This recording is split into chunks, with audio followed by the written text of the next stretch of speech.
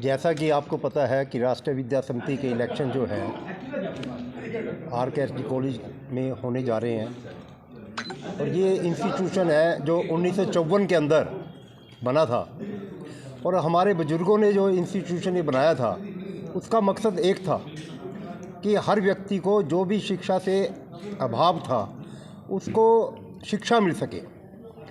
काफ़ी वर्षों से जो जब तक हमारे बुजुर्ग रहे, बड़े बूढ़े रहे शहर के, उन लोगों ने ऐसा सोचा भी और ऐसा हुआ भी है कि हर व्यक्ति को रोज़गार भी, वो शिक्षा भी मिली है और नौकरियां भी मिली है।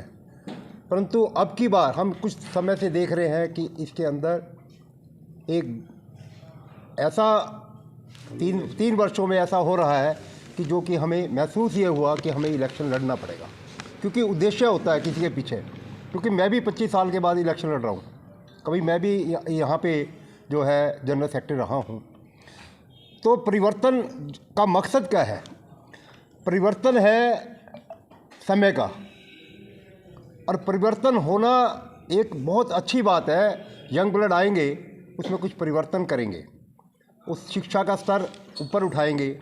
आज जो है, जब तक हम ये चाहते हैं कि ऐसी कोचिंग हो जिसमें कि बच्चे जो है CA बने, इंजीनियर बने, मेडिकल कॉलेज में जैसे कि हॉस्पिटल खोल रहा है तो मेडिकल कॉलेज में जाएं, या फिर अपने रोज़गार में भी अच्छी तरक्की करें।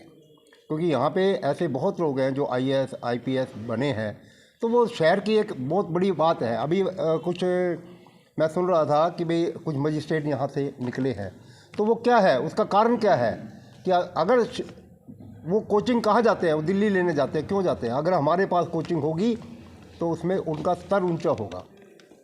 हम ऐसी एडवाइजरी कमेटी बनाना चाहते हैं जिसमें मैं तो एक अपने ग्रुप अगर आता है हमारा, तो हम ऐसी एडवाइजरी कमेटी बनाना चाहते हैं जिसमें शहर के बुद्धिमान व्यक्ति, इवन देन जो रिटायर्ड लेक्चरर्स हैं, वो चाहे हमारे पक्ष के हैं या विपक्ष के, हमें उससे कोई लेना देना नहीं। हमारा मेन मकसद है कि परिवर्तन कैसा लाया जाए, और परिवर्तन लाने के लिए हमें पूरे समाज को इकट्ठा करना है, और इकट्ठा करके ही हम उसमें परिवर्तन ला सकते हैं। उसमें कुछ एडवोकेट भी हो सकते हैं, कुछ लेक्चरर्स भी हो सकते हैं, कुछ समाज के व्यापारी भी हो सकते हैं। जैसे कि अभी कुछ मैं सुन रहा था प्रधान जी की, रवि भूषण जी की, कि भाई कह रहे हैं मैं वो तो बना दिया परचेज कमेटी का अध्यक्ष, परंतु मेरे से कुछ परचेज, एक चम्मच रेत का भी नहीं खरीदा गया। तो अगर हमने परचेज कमेटी बनानी ही है तो उसको ऐसा सक्षम बनाना पड़ेगा ताकि वो जो है परचेज प्रॉपर हो, उसके द्वारा हो, ना कि अगर प्रधान या कोई सेक्रेटरी या कोई ऑफिस बीरियर उसको सुझाव दे सकता है, परंतु टोटल परचेजिंग जो है उनके माध्यम से होनी चाहिए ताकि किसी भी प्रकार का वो ना रहे। और अभी हम एक और चाह रहे हैं कि महिला विंग, जबकि मैनेजमेंट के अंदर महिला विंग नहीं है। हर सेक्शन में, हर उसमें कमेटी के अंदर 1 या 2 महिला भी होनी चाहिए, ताकि जैसे स्कूल है, स्कूल में अधिकतर महिलाएं हैं, वो अपनी बात आसानी से और कह सके। अपनी जो मान लो किसी को भी कोई परेशानी हो सकती है, उसको अपनी उनको कहे ताकि मैनेजमेंट सुने, उसमें सुधार लाए। ऐसे ही कॉलेज के अंदर है, कॉलेज में भी महिलाएं हैं। तो मेरा ये मानना है कि जब तक ऐसा नहीं होगा तो परिवर्तन नहीं होगा। जो मैनेजमेंट रही है, क्या उन्होंने कॉलेज के बारे में या संस्था के बारे में नहीं सोचा अब तक? तो पूरा कर लेंगे। अगर सोचते, ऐसा नहीं है, अगर ये सोचते जो मैनेजमेंट चल रही थी तो शायद हमें इलेक्शन लड़ने की जरूरत नहीं थी। क्या हमने पिछले 3 साल, मैं जो बात कर रहा हूँ, सतीश बंसल जी रहे या YK मंगल जी रहे, उन्होंने सुधार किया ना, तो हमने, मैं कभी नहीं आया, क्यों नहीं आया? अरे भाई सुधार ही चाहिए हमें। आज यूनिवर्सिटी बन सकती है, लोग एक क्लब के लिए 1-1 लाख रुपया मेंबरशिप के लिए देते हैं, तो हम जो मेंबर बने हैं केवल इसलिए नहीं बने कि केवल हमने इलेक्शन लड़ना है या हमने वोट डालनी है। हम मेंबर बने हैं तो इस संस्था को बढ़ावा देने के लिए यूनिवर्सिटी बने। अरे दानवीरों की कोई कमी नहीं, ना शहर में है ना इलाके में है। तो हम ये चाहते हैं कि वहाँ से दान इकट्ठा करा जाए, 20 किले 25 किले, हो सकता है डोनेशन भी मिल जाए, किलो की, कमरों की मिल जाए, तो हम इसको वैभव यूनिवर्सिटी भी बनाना चाहते हैं। परंतु ये सारा कार्य समाज के सहयोग से होगा।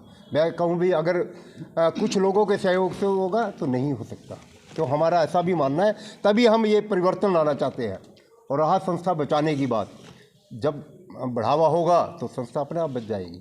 ठीक है। परिवर्तन की क्रांति कितना बदलाव लाने वाली है? मैं ये मानता हूँ समाज देख रहा है हमारी तरफ, समाज ये देख रहा है कि कैसे इसमें बदलाव आएगा। हर व्यक्ति चाहता है, और हम समाज से भी अपील करते हैं कि मत देखिए कि प्रवीण चौधरी खड़ा है या रवि भूषण जी खड़े हैं या कोई और खड़ा है, ये देखिए कि क्या समाज में परिवर्तन होना चाहिए या नहीं। और समाज में परिवर्तन जो है एक बहुत ज़रूरी है। रवि जी शुरू कीजिए। अभी तक जो मेंबर बन रहे थे 856 वोटों में अगर देखे जाए, शहर का बने कोई बुराई नहीं है, इलाके का बने तब भी कोई बुराई नहीं है। अरे भाई, अगर दिल्ली वालों को, गाजियाबाद वालों को या मेरठ वालों को या अपना पंजाब, लुधियाना, जलंधर, अमृतसर वालों को बनाओगे, उनका क्या आधार है, क्या है, किस बेस पे बना रहे हो? या तो उन्होंने कोई 50 लाख रुपए, करोड़ रुपए दे दिया, चलो कोई मेंबर बना दो, कोई हर चीज़, संस्था को पैसा भी चाहिए। परंतु अगर अपने इलाके को ही बनाओगे तो वो सोचेगा कि भाई इस संस्था मेरे शहर की है, इसमें तरक्की होनी चाहिए, वही बेटरमेंट के लिए वो मैं भी दूंगा। क्या विषय है? प्रेस वार्ता जो आज बुलाई गई है, मैं प्रवीण जी की बात को आगे बढ़ाते हुए आप लोगों के माध्यम से जनता से कहना चाहूँगा कि चुनाव 7 जनवरी का है। राष्ट्रीय विद्या समिति का प्रत्येक मतदाता अपना वोट डाले और अपने कॉलेजम से कॉलेज की फेवर में जो कैंडिडेट उनको नज़र आता है, जिनको उनको लगता है भाई इस व्यक्ति के आने से कॉलेज को लाभ होगा, कॉलेज में काम बढ़ेगा, वो उसको वोट देकर वहाँ कॉलेज में भेजें। पहली बात तो मेरी ये। दूसरी बात जो भाई ने कही कि हम एक ट्रेडिशनल ढर्रे पर खड़े हैं, BA, BSc, ये जॉब ओरिएंटेड कोर्स नहीं है। हम कोर्स ले आएंगे, होटल मैनेजमेंट का कोर्स ले आएंगे, LLB का कोर्स ले आएंगे, हम कोर्स ले आएंगे, इसका जॉब ओरिएंटेड कोर्स लेकर आते रहेंगे, ताकि अब DP का कोर्स है, अगर अब हमारे यहाँ से DP निकलते हैं तो नेचुरल है समाज में जाके वो अपना काम करेंगे, काम मिलेगा, उससे हमें लाभ क्या होगा, हमारे बच्चों को वो अपनी नौकरी भी पाएंगे और वहाँ से काम भी बढ़ेगा। तीसरी बात, जो हमारी लाइब्रेरी है, कहते हैं डिजिटल तो है, लेकिन डिजिटल लाइब्रेरी से आज काम बनता नहीं दिखता। लाइब्रेरी चाहिए ताकि बच्चे को किताब खोलने की बजाय कंप्यूटर खोलने से सारा मैटर उनको मिल जाए। स्पोर्ट्स कहाँ है? स्पोर्ट्स जब हम पढ़ते थे तो DAV कॉलेज चंडीगढ़ के साथ मैच खेलने जाते थे। आज हमें कोई सुनाई नहीं देता कि हमारी क्रिकेट टीम जीत के आई है, हमारी हॉकी की टीम जीत के आई है। कौन सी टीम जीत के आई है? हम जीतने की बजाय हारने पे जोर देने लग रहे हैं। हमारा ग्रुप जब आएगा तो इस बात का प्रयास पहला होगा कि हमारे बच्चों को आगे बढ़ाया जाए।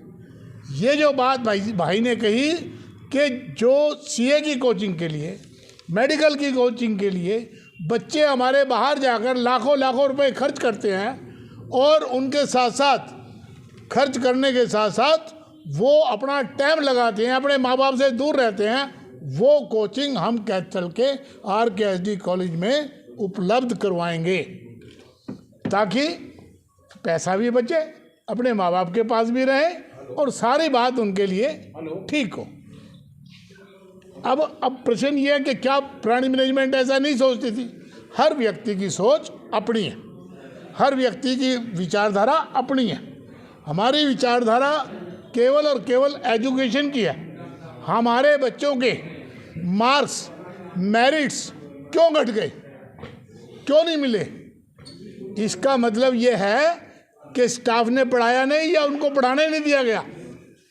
बच्चों को अगर अच्छे नंबर लेकर बच्चे पास होंगे तो निश्चित रूप में बाहर से कंपनियां आएंगी कि इन बच्चों को हम जॉब देते हैं। अगर उन बच्चों को प्लेसमेंट कॉलेज के अंदर ही मिल जाएगी तो उन लोगों का और उन परिवारों का कितना लाभ होगा।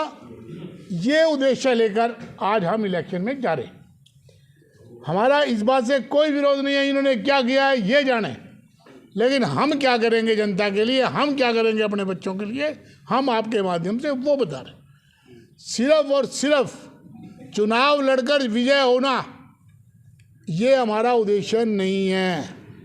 मेरे भाइयों, ये जो बात कही गई है कि हम जो समिति बनाएंगे, जिसकी जो पावर है, कैशियर का काम कैशियर करेगा, कैश का काम प्रधान का काम प्रधान करेगा, सेक्रेटरी का काम सेक्रेटरी करेगा, परचेज कमेटी का काम परचेज कमेटी करेगी, स्पोर्ट्स कमेटी का काम स्पोर्ट्स कमेटी करेगी, न कि सारा काम प्रधान करेगा।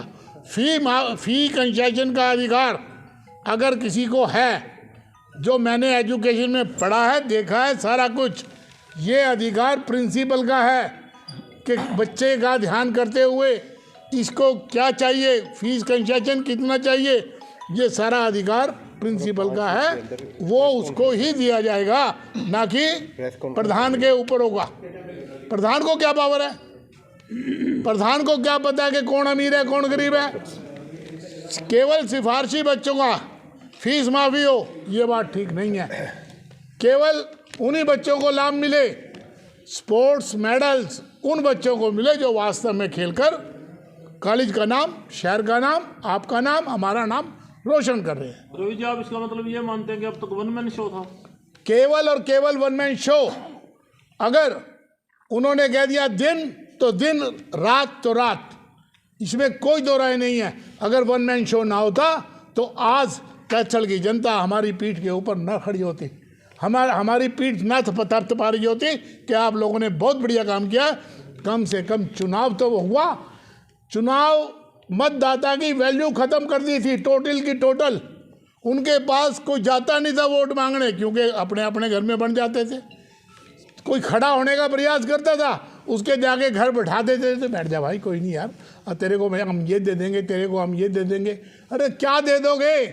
दिया भगवान ने बहुत कुछ है आप लोगों को, समाज को दो जो कुछ देना है।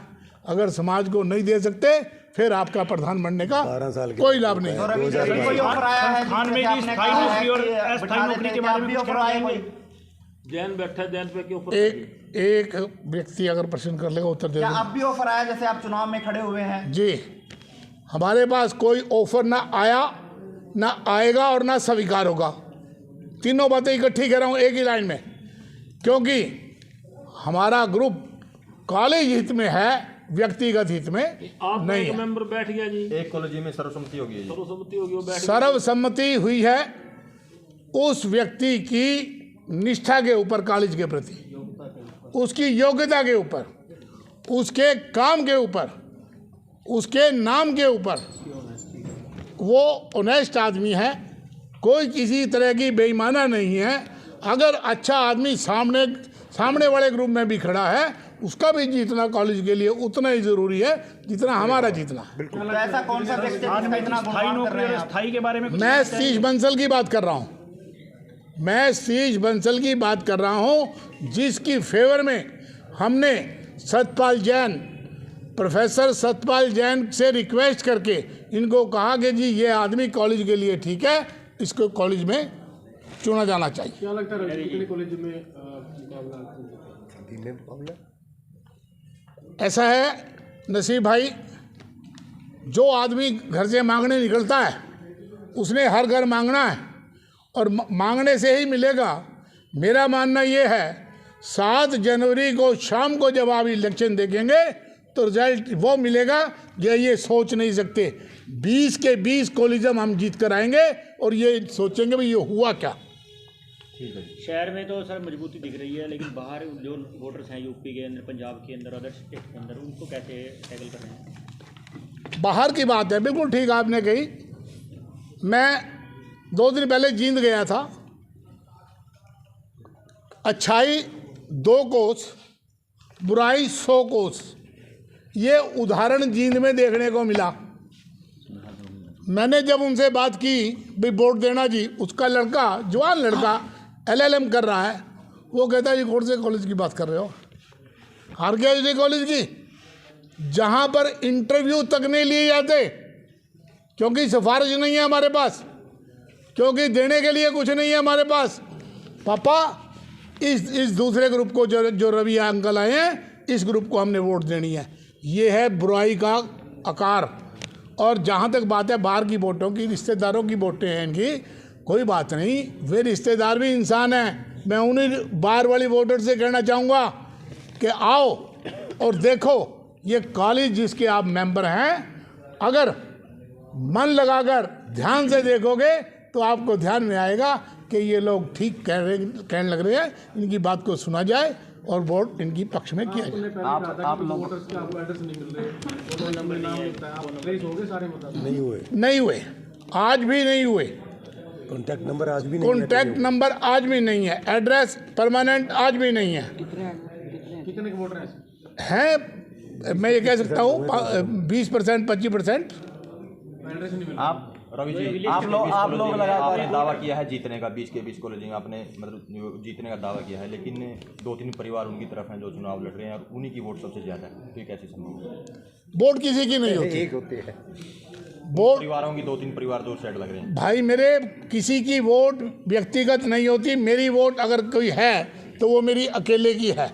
मेरे को अपनी वोट पर अधिकार है, मेरे को आपकी वोट पर, मेरे रिश्तेदार की वोट पर, मेरे बहनोई की वोट पर, मेरे बेटे की वोट पर भी अधिकार नहीं है। हर व्यक्ति की अपनी सोच है। लेकिन रवि जी, अगर पूर्व में देखा जाए तो जो विक्रम ने बात कही है वो सत्य हुई है जी। चरणदास गुट जीत गया जी, मंगल गुट जीत गया जी, क्यों उनकी कर की वोट थी? ऐसा हुआ है? वोट की तो गिनती है नहीं होगी कभी। राइट, पूरब में ऐसा हुआ, फलाना ग्रुप जीत गया, ये ग्रुप जीत गया, ये ग्रुप जीत गया, और अब वो सारे ग्रुप जीते हुए इकट्ठे हैं। आप अगली बात भी तो बोल दो ना, वो सारे ग्रुप जीते हुए इकट्ठे हैं, लेकिन जनता से बड़ा, मतदाता से बड़ा कोई ग्रुप ना था ना होगा। जनता हमारे साथ है, वोटर हमारे साथ है, और वोटर हमें जिताकर कॉलेज में भेजेगा, और कॉलेज में हम काम कर कर सिद्ध करेंगे कि ये समाज सेवा का काम है, ना कि इसमें जो है चौधर का काम। आपके द्वारा जो आप दूसरे लोगों की ओर से कि 24 तारीख के बाद रवि के साथ कोई नहीं खड़ा पाएगा, तो उन लोगों को क्या कहना चाहेंगे? उन लोगों को मैं ये कहना चाहूँगा, आपको नमस्ते। आपने मेरे को सजग कर दिया कि मैं अपने साथियों को अपने साथ रख सकूं, चाहे साथ लेकर चलूं, इनके द्वारा ही काम आगे बढ़े, ये उन्होंने सजग कर दिया मेरे को। और अगर देखना चाहें आज 20 के 20 कॉलेजम के कैंडिडेट हमारे साथ खड़े हैं, घर घर जा रहे हैं, वोट मांग रहे हैं, संपर्क कर रहे हैं, जो वोटें नहीं मिली है उनको ढूंढ रहे हैं। ये अगर मेरा उत्तर उनको ये है। धन्यवाद।